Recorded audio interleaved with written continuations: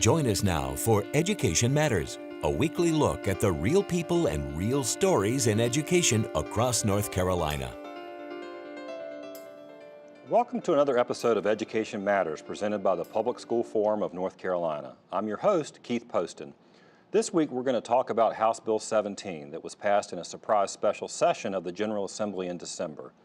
HB 17 dramatically shifts authority over education in North Carolina from the State Board of Education to the newly elected state superintendent. We're going to talk to the current chair of the state board, as well as a former state board chair and a former North Carolina Supreme Court justice about what may happen next. Like every week before we tackle the main topic, we open with a segment we call Edlines. It's a quick scan of education headlines across North Carolina and the U.S. The State Board of Education met last week. It was the first meeting for new State Superintendent of Public Instruction, Mark Johnson, and the first meeting since the board filed its lawsuit to block the law that gives much of the board's authority to Johnson.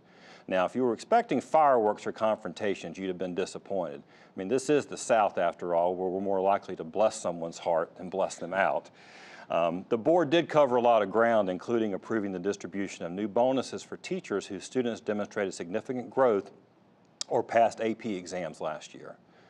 New State Superintendent Mark Johnson did share some thoughts and remarks before the state board. He talked about the impact his 2-year service as a Teach for America Corps member at a school in Charlotte that serves predominantly low-income students had on him, particularly as it relates to the inequities and opportunity that exist today.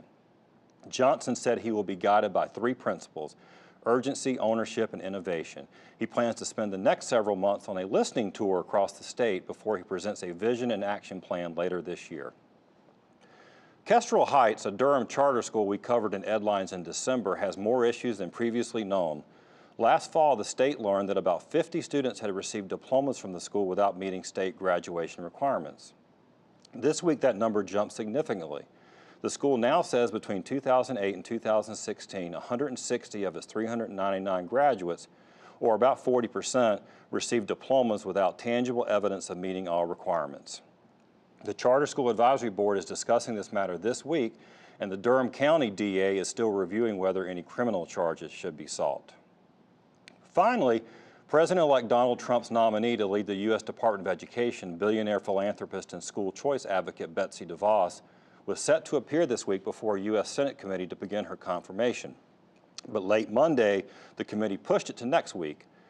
School choice advocates, including Jeb Bush and Mitt Romney, have publicly praised DeVos for her leadership in pushing for school choice, including private school vouchers, while opponents have questioned her commitment to public education and her incomplete ethics review.